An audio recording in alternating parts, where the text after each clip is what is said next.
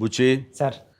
నిన్న ఈవినింగ్ చాలా రోజుల తర్వాత, ఎందుకంటే లాస్ట్ 10 days నేను ఊళ్ళో లేను కాబట్టి కొంచెం చూడటం డిలే అయింది. అండ్ వచ్చిన తర్వాత నిన్న వేయించుకొని చూసిన తర్వాత ఆ, ఇది సినిమా కాదు, ఒక జీవితంలో డౌన్ ట్రాడన్ పీపుల్ వాళ్ళ సఫరింగ్ అని ఒక జర్నీలా చేయించావు. సార్. మాకు పెద్ద ప్రపంచాన్ని చూపించినట్లుగా అనిపించింది నేను చూస్తున్నసేపు. చూసిన తర్వాత కోలుకోవడానికి, తేరుకోవడానికి సార్. అది చాలా నిద్రలో కూడా అదే ఆలోచనలు, అదే విజువల్స్ అవి కనబడుతున్నాయి. అంటే అంత డీప్ ఇంపాక్ట్ ఇవ్వగలిగావు. అండ్ నీ ఆలోచనలు కానీ, నీ మస్తిష్కంలో నుంచి బయటకు వెలువడిన ఆ కథాంశం కానీ అంత డీప్ ఇంటూ అవర్ హార్ట్స్ అది టచ్ చేసింది. అంటే దాని ఇంటెన్సిటీ, దాని ఆ కథ ఆనెస్టీ, ఆ కథ నిజాయితీ, దాన్ని క్రియేట్ చేసిన నువ్వు కానీ, దాన్ని ప్రజెంట్ చేసినటువంటి విధానం కానీ, అండ్ ఫస్ట్ ఆఫ్ ఆల్ నీకు నేను మనస్ఫూర్తిగా నా అభినందనలు తెలియజేస్తాను. అంటే అది ఒక ఊరి సమస్యగా మొదలైన పోను పోను పోను అది యూనివర్సల్ అయిపోయింది. అది నేషనల్ లెవెల్కి వెళ్ళిపోయి మన భారతదేశం యొక్క ఆవశ్యకత ఏంటి, దాని ప్రభుత్వాలు ఈ స్పోర్ట్స్ పర్సన్స్ని ఎంకరేజ్ చేయటంలో వాళ్ళ బాధ్యత ఏంటి అని తెలియచెప్పినటువంటి ఇది. అయితే నువ్వు తీసుకున్న కథాంశం 89లో కాబట్టి నిజంగా పరిస్థితి చాలా దారుణంగా ఉండేది. అవును సార్. నువ్వు చెప్పిన ఈ ప్రయత్నం డెఫినెట్లీ అందులోనూ ఆలోచింప చేస్తాను అనిపించింది నాకు. అది చాలా మంచి ప్రయత్నం. ఒక సోషల్ మెసేజ్, ఒక దేశానికి సంబంధించి ఒక అవేర్నెస్ కానీ, మరింత సమాయత్తం చేయటం కానీ, ఇవన్నీ కూడా ఈ సినిమా ద్వారా బాగా చెప్పావనిపించింది. అండ్ ఈ సినిమాలు ఇంకా నాకు నచ్చిన అంశాలు ఉంటే కనుక చెప్పాల్సి వస్తే నువ్వు, రామ్ చరణ్ అండ్ ఏఆర్ రెహమాన్ గారు, అలాగే లిరిక్స్ అందించినటువంటి అనంత శ్రీరామ్, అట్లాగే ఎడిటర్ నవీన్ నూలి, ఇంకా ఫైట్ మాస్టర్, స్టంట్ కోరియోగ్రాఫర్గా అనుకోవచ్చు మనం. ఈ కుస్తీలు, ఈ రెజ్లింగ్లు, వీటిని మీకు స్పెషల్గా శ్యామ్ కౌశల్ గారు అండి, విక్కీ కౌశల్ గారు. ఓకే, శ్యామ్ కౌశల్ గారు ఆయన్ని, నభాకాంత్ ఎగ్జిక్యూట్ చేసే ఫైట్ మాస్టర్గా ఆయన్ని, అండ్ జానీ మాస్టర్ కోరియోగ్రఫీ, ఇక వీటన్నిటి ఆర్ట్ డైరెక్టర్ రత్నవేలు గారు, ఇలాంటి వాళ్ళందరి కలయికతోటి, వాళ్ళ ఇన్పుట్స్ తోటి అండ్ వాళ్ళ ప్రయత్నాలతోటి అత్యద్భుతంగా రూపుదిద్దుకుంది. ఇది ఒక కళాత్మకంగా వచ్చిందని చెప్పొచ్చు. And it's a timely film. And చరణ్కి ఆర్టిస్టుల పరంగా వస్తే కనుక చరణ్ అయితేనేమి, జగపతి బాబు అండ్ శివరాజ్ కుమార్, ఫెంటాస్టిక్ శివరాజ్ కుమార్, బొమ్మని రాణి, అలాగే అబ్బాయి దివ్యేందర్ కొత్త విలన్గా కానీ ప్రతిదీ చాలా ఫ్రెష్గా ఉన్నారు, కొత్తగా ఉంది.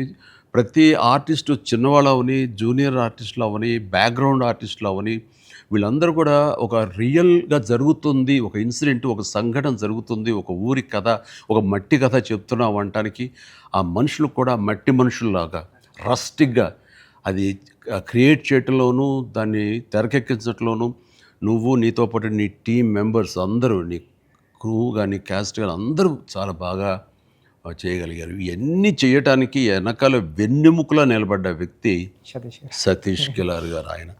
ఆయన దేనికి నెరవలేదు. ఇదివరకంత గతంలో అన్ని సినిమాలకి ఆయన కొంచెం పరోక్షంగా వెనకుండా నడిపించేవాళ్ళు. ఇప్పుడు తెర ముందుకు వచ్చారు బాహాటంగా ప్రొడ్యూసర్గా.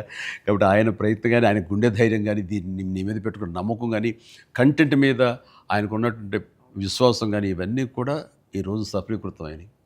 అండ్ అవ్వటానికి మీరు అందరూ ఎంత ప్రయత్నాలు చేసినా సరే తెర మీద కనిపించడానికి రామ్ చరణ్ ఎలా చేస్తాడు అనే దాని మీద ఉంటుంది కదా. మీరందరూ బాగా నటించాడండి, నిన్న వాళ్ళ అమ్మ అంటుంది.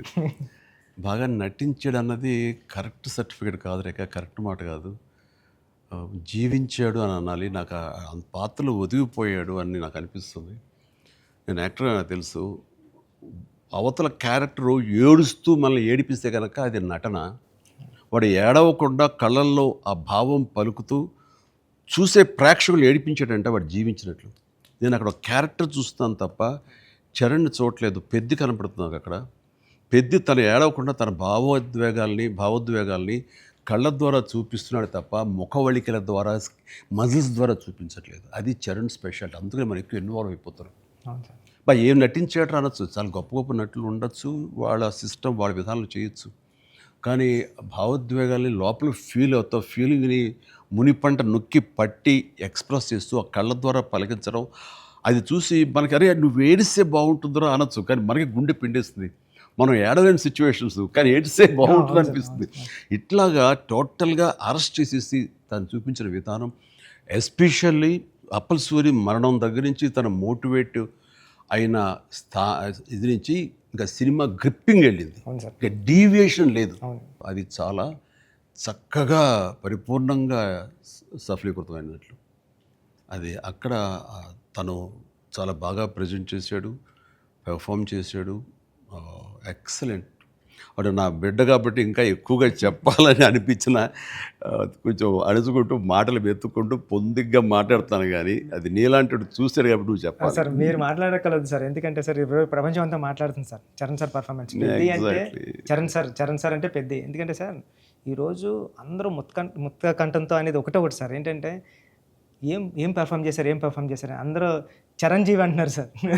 చిరంజీవి చిరంజీవి అండి సార్. హాస్పిటల్ సీన్లో చరణ్ సార్ పర్ఫార్మెన్స్ అంటే మీరు అన్నారు చూసారా, అంటే ఆయన ఫేస్లో బాధ ఉంటుందండి, కానీ మనకి ఆడియన్కి మాత్రం గుండె మెలిపెట్టేసినట్టు. నేను చరణ్ గారు అందరూ మనం ఐమాక్స్కి వెళ్ళాం సార్. ఐమాక్స్కి వెళ్తే మొత్తం థియేటర్లో సీట్లో ఉన్న వాళ్ళందరూ బ్యాగ్ తిరిగి ఇలా బెండ్ చేసి నీస్ మీద అన్నా నీకు నేషనల్ అవార్డు అన్నా అని అరిసారండి. ఈ ఇంట్లో చరణ్ గారి పెర్ఫార్మెన్స్కి నేషనల్ అవార్డు వచ్చి నాకు అంతకన్నా హ్యాపీ ఉంటుంది సార్. అంతకు మించిన సంతృప్తి ఇచ్చేసాడు. ఒక తండ్రిగా, ఒక నటుడిగా అంటే మళ్ళీ సీనియర్ కాదు, తోటి నటుడుగా, కాంటెంపరీ నటుడిగా నాకు నిజంగా చరణ్ గర్వకారణం. అండ్ నేను ఎంత తక్కువ మాట్లాడితే అంత మంచిది, ఎందుకంటే ప్రేక్షకులు వాళ్ళే మాట్లాడేసారు నా బిడ్డ గురించి. అంటే ఇక్కడ చిన్నప్పుడు చదువుకున్న ఒక సుమతి శతకంలోని ఒక పద్యం గుర్తుకొస్తుంది. ఇది పుత్రోత్సాహం పుత్రుణ్ణి కన్ననాడు కాదు, పదుగురు దాన్ని గుర్తించి వాళ్ళు మెచ్చుకుంటున్నప్పుడు, వాళ్ళు పొగుడుతున్నప్పుడు అది కదా నిజమైన పుత్రోత్సాహం అంటే.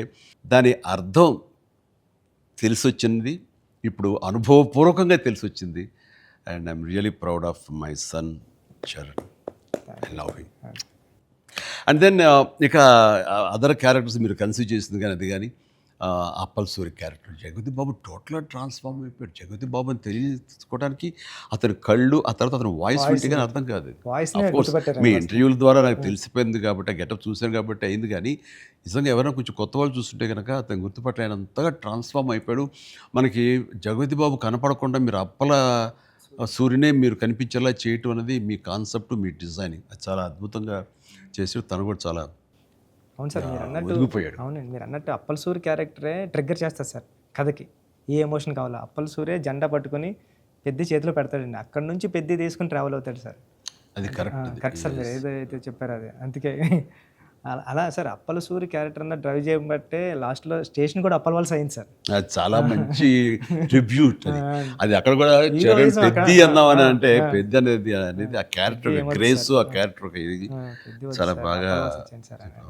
తర్వాత శివరాజ్ కుమార్ శివన్న ఆ క్యారెక్టర్ ఒప్పుకొని చేస్తాననటం అనేది ముందు అసలు ఫస్ట్ సక్సెస్ నీకు, అది అదృష్టం నీకు. అంటే అంత మంచి మనిషి, అంత మంచి యాక్టర్, దాంట్లో ఒదిగిపోయి చేశాడు. చరణ్ని అదవాయించాలి, గదవాయించాలి, తిట్టాలన్నా సరే అంత స్టేజ్ ఉన్న వ్యక్తి. అతను అంటుంటే కూడా మనకి తండ్రి అంటున్న ఫీలింగ్ వచ్చింది కాబట్టి అది చాలా బాగుంది. అది జాహ్నవి క్యారెక్టర్, అమ్మాయి క్యారెక్టర్ వరకు, ఆ సాంగ్స్ వరకు ఎక్సలెంట్. తర్వాత ఫైట్ కంపోజిషన్స్ కానీ అవి కానీ ఎక్సలెంట్. ముఖ్యంగా క్రికెట్ అనేది మనం గిమిక్గా చేయొచ్చు, అయిపోతుంది. కానీ కుస్తీ రెజ్లింగ్ అనేసరికి ఏమవుతుందంటే బాడీ ట్రాన్స్ఫర్మేషన్ కానీ దానికి తగినట్టుగా మనిషి మారిపోవటాన్ని అన్ని రకాల చేసిన ప్రయత్నాలు కానీ అది ఓవర్ నైట్ కాదు. చరణ్ ఇంట్లో ఎలా కష్టపడేవాడు, ప్రతిరోజు నేను విట్నెస్ చేసేవాడిని. నైట్ ఎర్లీ మార్నింగ్ లేచి 5 లేచి వాడు 6 to 7 చేసి 9 o'clock మీ సెట్కి వచ్చిన తర్వాత మళ్ళీ నైట్ నువ్వు 9 కుదులుతావా 8 కుదులుతావా వచ్చి నీరసంగా వచ్చి కూర్చుని పోయి మళ్ళీ కాస్త సూప్ ఏదో తాగి మళ్ళీ జిమ్కి వెళ్ళిపోయేవాడు. చాలా కష్టం. పైగా అంతా ఆ 70 days వెజిటేరియన్ మీదే ఉన్నాడు. ఉండి ప్రోటీన్ కోసం ఎంత ఇదంటే హై ప్రోటీన్ కావాలి, నాన్ వెజిటేరియన్ తినకూడదు. దానికోసం ఎలా కష్టపడ్డాడు, ట్రెడ్మిల్ జిమ్లో ఎలా ఇదయ్యాడు. అనేది చూస్తుంటే అబ్బా ఇంత అవసరమా, ఇంత కష్టపడాలా, మనం చేసాం కష్టమైన క్యారెక్టర్లు, రిస్కులు చేసాం కానీ ఇంత చేస్తున్నాడు ఏంటి, దీని ప్రతిఫలం ఎలా ఉంటుంది అంటూ వాళ్ళ అమ్మ అయితే భగవంతుని దండం పెట్టుకుంటూ కోరుకుంటూ ఇంత కష్ట ప్రతిఫలం రావాలని. ఎందుకంటే అంత కష్టపడి జనం ఆమోదం పొందకపోతే మొత్తం అంతా ఇదైపోతుంది, వ్యర్థమైపోతుంది. ఇంకా కష్టపడితే ఇంతైనా ప్రతిఫలం అనే ఒక డిసప్పాయింట్మెంట్ వస్తుంది. కానీ ఇప్పుడు ఏంటంటే ఎంత కష్టపడితే అంత ఎప్రిసియేషన్ వస్తుంది అనేది ఈ పెద్ద క్యారెక్టర్ తన కష్టపడినందుకు, జనాలు దీన్ని యాక్సెప్ట్ చేసి వెల్కమ్ చేస్తున్నందుకు, నీరాజనలు పలుకుతున్నందుకు హ్యాట్స్ ఆఫ్. సార్ నా ఫేవరెట్ ఏంటంటే సార్, ట్రైన్ దగ్గర లెగ్ పెట్టడానికి బిఫోర్ వచ్చి ట్రైన్ ఇలా పట్టుకొని రెండు ఇలా పట్టుకొని ఒకసారి బయటకు వస్తారు కదండి ఫ్రేమ్లో, అప్పుడు చరణ్ సార్ ఎక్స్ప్రెషన్ ఉంటుందండి. కళ్ళు అలా మూసి ముందండి జస్ట్ అలా ప్లెయిన్గా శూన్యంలోకి అలా చూసి అప్పుడు లెగ్ పెట్టడం స్టార్ట్ చేస్తారండి. అప్పుడు అందరూ క్లాప్స్ అక్కడే కొట్టేస్తాను సార్. అంటే అలాంటి అంటే చరణ్ సార్ అంత ఇన్వాల్వ్ అయిపోయారు సార్. అంటే ఈ కథ చెప్పడానికి కూడా మేము కారణం జనరేషన్ని ఇన్స్పైర్ చేద్దామనండి. అంటే మేము ఇప్పుడు స్కూల్స్కి వెళ్తాం కదా సార్, అప్పుడు స్కూల్స్కి వెళ్తే స్కూల్ అంటే క్లాస్ రూము బ్లాక్ బోర్డేనా, వాని వెనకాల ఒక ప్లే గ్రౌండ్ కూడా ఉంటుంది దాని వెనకాల అని చెప్పడానికి ట్రై చేస్తాం సార్ ఇద్దరు. అంటే ఆట స్థలం అంటే అమ్మ కడుపులో ఉన్న 9 months ఆడుకోవడానికి ఉంటుంది గ్రౌండ్. బయటకు వచ్చిన తర్వాత స్కూల్లో పిల్లలకి ఇప్పుడు చూస్తాం సార్, ఏ స్కూల్కి గ్రౌండ్ ఉంది సార్, బిల్డింగ్స్ ఉన్నాయి అంతండి. అది చెప్పడానికి ఇన్స్పైర్ చేద్దాం, ఏదో మంచి మాట చెప్పి. ముఖ్యంగా ఈ కార్పొరేట్ ఎడ్యుకేషన్ సిస్టమ్ వచ్చేసిన తర్వాత అండ్ ఎంతసేపటికి మార్కులు అనే దీంట్లో ఇంకా అసలు ఫిజికల్ యాక్టివిటీ లేకుండా పోతుంది. అందులో ఇప్పుడు ఈ బొమ్మని రాని ఒక మాట అంటాడు, చేతిలో వచ్చేసింది సార్ అంటాడు. అందులో ఎన్నో ఆటలు ఉన్నాయి సార్, ప్లే గ్రౌండ్ ఎవరు వెళ్ళట్లేదు సార్. కానీ ప్రభుత్వాలు ఇప్పుడు మీరు అన్నటువంటి ఈ పరిస్థితి ఒకప్పుడు ఉండేది కానీ ఇప్పుడు రాను బెటర్ అవుతుంది అన్నది. అవును సార్, చాలా బాగుంది సార్. ఇప్పుడు బట్ ఇంతకంటే ఇంకా గట్టిగా రావాలంటే మీరు ఇచ్చినటువంటి సలహా, సినిమాలు పెద్ద సినిమాలు ప్రభుత్వాలు సహకరించాలి, సర్కారు వాళ్ళు ముందుకు రావాలి. కాబట్టి ఈ సినిమా ఒక అవేర్నెస్ తీస్తుంది, ఒక ఎడ్యుకేషనల్ ఫిలిం పెద్ది, ఒక ఇన్స్పైరింగ్ కంటెంట్ ఉన్న సినిమా పెద్ది. ఈ సినిమాలో బిడ్డలకి మనం ఏమి ఇవ్వాలి, ఎలాగ మోటివేట్ చేయాలి, ఎలాగ ఇన్స్పైర్ చేయాలి, వాళ్ళు ఎలాగ పెంచాలి అనే దాని మీద ప్రతి ఒక్కళ్ళు ఫోకస్ పెట్టి స్ఫూర్తి పొందాలని మాత్రం నేను మనస్ఫూర్తిగా కోరుకుంటున్నాను, విష్ చేస్తున్నాను. Thank you sir. నేను సినిమా చూస్తూ ఏఆర్ రెహమాన్ గారి కంట్రిబ్యూషన్ ఎలా ఉందని చూడటంలో సౌండ్ని పర్ఫెక్ట్గా వాడుకుంటారండి. అంటే ఆర్ఆర్ అంటే ఓన్లీ ఇంకా ఊకదంపుడు కొట్టేసి ఎలివేషన్స్ కొట్టేసి ఆ రకంగా కొంచెం ఒరవడి ఇప్పుడు కొనసాగుతున్నా కొన్ని చోట చెల్లుతుంది. బట్ అన్ని వేళలా అది కరెక్ట్ కాదు. ఇది మన మనసులోని ఫీలింగ్ని బట్టి ఆయన కొడుతున్నాడని నాకు అర్థమైపోతుంది. గుండెని పిండే విధంగా మరింతగా ఆయన మనల్ని ఇన్వాల్వ్ చేస్తున్నాడు, మనకు ఆ ఫీలింగ్ని ఇవ్వగలుగుతున్నాడు. పెద్దలో పరిపూర్ణ న్యాయం చేశాడు. చెప్పాలంటే ఆయన మెయిన్ పిల్లర్గా అనుకోవచ్చు మనం. మీరు అనుకోండి మీ కంటెంట్ సార్. అంటే హీరో ఉండి ఎలివేషన్ ఇవ్వడం వేరు సార్. నేనేమనుకున్నాను, చరణ్ గారు లేకుండా చరణ్ గారు స్టాచ్యూ చూపించి ఎలివేషన్ ఇద్దారు అనుకున్నాను సార్. అది అక్కడ కూడా రెహమాన్ గారు అలా లేపారు సార్. లేపారు మామూలు కాదు సార్, చాలా ఉంది. పైగా ఇది అఫ్కోర్స్ మీరు ఇంటర్వ్యూస్లో మీరు అన్నారు రెహమాన్ని ఎలా ఫస్ట్లో ఒప్పించావని చరణ్ చెప్తుంటేను అక్కడికి వెళ్ళిన బాడీ లాంగ్వేజ్ బట్టిను ఎవరైనా సరే అది. బట్ ఎవరికైనా సరే నువ్వు చెప్పే కంటెంట్ ఉంది, అది మెయిన్. కొంచెం విజ్ఞత, కొంచెం అవగాహన, ఆ సెన్స్ ఉండే ఎవరికైనా సరే ఆ కంటెంట్ నువ్వు చెప్పగానే దానికి డెఫినెట్లీ ఆమోదయోగ్యం, ఆమోద ముద్ర పడిపోతుంది. డిఓపి గారు అయితే ఆయన చాలా బాగా చూపించాడు. నువ్వు ఏదైతే ఒక మట్టి కథ అనుకుంటున్నావో, రస్టిక్ అనుకున్నావో, ఏమంటే ఆ రఫ్నెస్ అది మొత్తం కనిపించేలా చేశాడు. దాన్ని did his job very well. And తర్వాత ఇంకా మీ నవీన్ గారు అయితే టీజర్ దగ్గర నుంచి ట్రైలర్ దగ్గర నుంచి ఆగలేక ట్రైలర్ కూడా నేను దాన్ని చెప్పేశాను ముందు. అద్భుతం. ఈయన కటింగ్ తర్వాత నాకు బాగా నచ్చింది. ఆ డిజాల్వ్ అయ్యి వస్తుంది క్రికెట్ దగ్గర నుంచి రెజ్లింగ్కి, ఇవన్నీ ఇంటర్ రిలేటెడ్గా ఉంటాయి అని చెప్పినట్టుగా చెప్పడం అనేది తన ఇది. అండ్ ఎన్ని చోట్ల బట్ సినిమాలో నెరేషన్లోనే మీరు బ్యాక్ అండ్ ఫోర్త్ చెప్తారు. ఇది అంటే బొమ్మన్ ఇరానీని ప్రేక్షకుని చేశారు. బొమ్మన్ ఇరానీకి ఎలాగైతే కథ అక్కడికి అర్థమవుతూ వస్తుందో సేమ్ ఆడియన్స్ అది మంచి కాన్సెప్ట్. ఇది ఎడిటింగ్ బ్యాక్ అండ్ ఫోర్త్ వెళుతూ చెప్పటం అన్నది ఇట్ ఈస్ మంచి ప్రయత్నం. And that way my heartfelt appreciation to Naveen నోలీకి. అలాగే ఆర్ట్ డైరెక్షన్ గురించి ప్రత్యేకంగా చెప్పలేదు. అన్నీ కూడా పెర్ఫెక్ట్గా ఆ హార్మోనీ ఉంది. ఒకటి ప్రత్యేకంగా అయ్యి ఏంటిది అనట్లేదు, అన్నీ కథలో ఇమిడిపోయే విధంగానే ఉన్నాయి. ఎగ్జాక్ట్లీ. ఆ యంగ్ విలన్ దివ్యందు వీళ్ళందరూ కూడా చాలా బాగా కంట్రిబ్యూట్ చేశారు.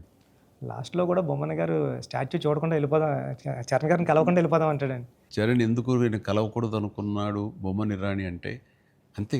ఆ గుడ్ ఫీలింగ్ అలా ఉండిపోవాలంటే కలవకుండా ఉండటమే కరెక్ట్. లాస్ట్ ఫేజ్ వరకు కూడా అలా కూర్చొని చూస్తున్నారు సార్. లాస్ట్లో కూడా ట్రైన్ని ఎలా ఎక్కి ఆగి కొట్టాను చరణ్ అంటే ట్రైన్ వచ్చింది కదా, అవును సార్. మరి ట్రైన్ ఉంది కదా, ఎందుకు నడిపించావే బాబు అంటే మేము పడ్డ బాధ మీకు తెలియాలి. బాగుంది, మంచి సమ్మప్, అది బాగుంది. అంటే పెద్దిగాడి కోసం ఆ రోజు బండి ఆగింది సార్. మా జీవితాలు మొదలయ్యాయి. మాకు స్కూల్ వచ్చింది, వైద్యం వచ్చింది, సర్కారు వచ్చి మా అవన్నీ క్రిస్ప్గా చాలా బ్యూటీతో పట్ట చేశారు. అన్ని తర్వాత అండి లాస్ట్లో మళ్ళీ వస్తారు కదండి చరణ్ గారు స్క్రీన్ మీదకి, పెద్ద అని అరుస్తాడు కదండి. అది ఎక్కడ బర్ణ వల్ల తెలియలేదండి ఎవరికైనా, బొమ్మన్ గారికి. గట్టిగా పట్టుకుని పెద్ద అని అరిస్తే అప్పుడు కొండల మధ్యలో కుక్కను పట్టుకుని వెళ్తూ ఉంటారు. ఇంతకు సన్ డిసప్పర్ అయిపోయి అనుకోకుండా గుడ్ ఫీలింగ్. పుడతామేటి మళ్ళీ చూస్తావేటి మళ్ళీ ఇలాంటి సినిమాని ఇలాంటి సినిమాని మళ్ళీ చూస్తావేటి అనిపించింది. అది ఫెంటాస్టిక్. సతీష్ గారికి ఇది ఒక ప్రౌడ్ ఫిలిం ఇది. అండ్ ఆయన ప్రైడ్, ఆయన ఇంకా తర్వాత బోర్డు సినిమాలు తీయచ్చు కానీ ఇది ఇచ్చేటటువంటి సాటిస్ఫాక్షన్, ఇది ఇచ్చే గుర్తింపు, ఇది ఇచ్చిన రెస్పెక్ట్ కానీ, అది సతీష్ గారు యూ డిజర్వ్ దిస్. అండ్ దీని వెనకాల మీ సపోర్ట్, మీ ఇలాంటి సినిమా తీసినందుకు నాకు కూడా చాలా ప్రౌడ్. సార్ మీరు ఒప్పిన టైంలో చెప్పారు సార్ నాకు, డబ్బులు ఎలాగైనా వస్తే రెస్పెక్ట్ సంపాదించి ఫస్ట్ అని. ఈయన డబ్బులు ఎలాగైనా సంపాదించుకుంటారు. ఆయన ఉన్నటువంటి కన్స్ట్రక్షన్ అయితేనేవి, ఆయనకున్నటువంటి డిజిటల్ ఐటీ వలన అయితేనేవి. కానీ ఈ సినిమా ద్వారా గుర్తింపు, ఒక రెస్పెక్ట్ వచ్చింది. అది ఈయన ఫుల్గా ఎంజాయ్ చేస్తున్నారు. బికాజ్ ఆయన సపోర్ట్ ఈ సినిమాకి అంతగా ఇచ్చారు. నువ్వు అనుకున్నవన్నీ కూడా ఆయన నీకు అమర్చారు. ఈయన పూర్తి న్యాయం చేశారు ఆయన.